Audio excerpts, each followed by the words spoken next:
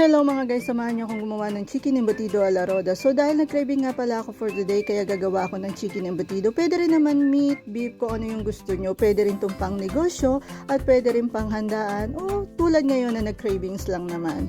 So sana magustuhan nyo yung aking recipe for today. So yan, hiniwa ko na maliliit at hinanda ko na yung mga kakailanganin. Naglaga rin ako ng egg. At syempre pagsasama-samahin nga pala natin siya sa isang bowl. Nag-add nga pala ako ng potato and squash.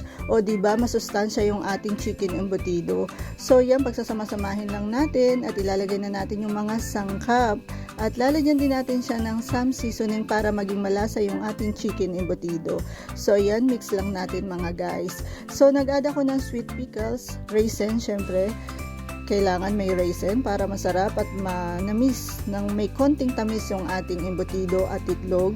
Yung breadcrumbs nga pala guys, kaya ako naglalagay para maganda at buo yung ating embutido. At nag-add din ako ng cheese para maging salty and sweet.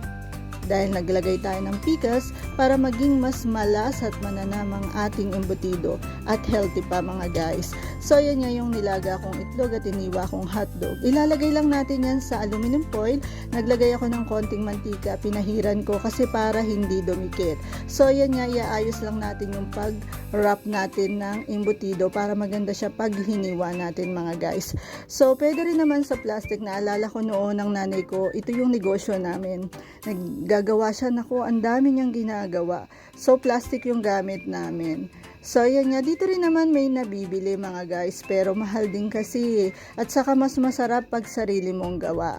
So yan, ipaplat lang natin mga guys. 10 nga pala yung nagawa ko nito. So yan, di ba napakadali lang namang gawin. So yan, sa middle ilalagay natin yung hotdog at yung ating egg boiled na nilaga natin. So ayan, irarap lang natin na maayos.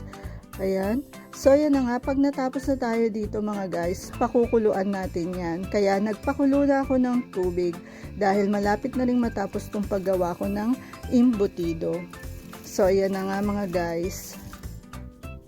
Kita nyo naman, napakadali lang. At saka nga pala guys, tips, laging ugaliing malinis yung kamay bago gumawa ng ating pagkain para safe din tayo mga guys. So ayan na nga, pakukuluan natin o steam natin yan ng 1 hour. So after 1 hour, babalikan natin yan mga guys. So ayan na nga mga guys, luto na yung ating chicken embutido. So ayan na nga, tingnan na natin. O kita nyo naman guys, ang ganda ng pagkakagawa natin ng chicken embutido, buong buo siya. So pwede nyo yung kainin ng ganyan o pwede rin namang i-fry. So ito nga palang chicken embutido, ito yung parang meatloaf lang siya mga guys, pero mas masarap siya sa meatloaf.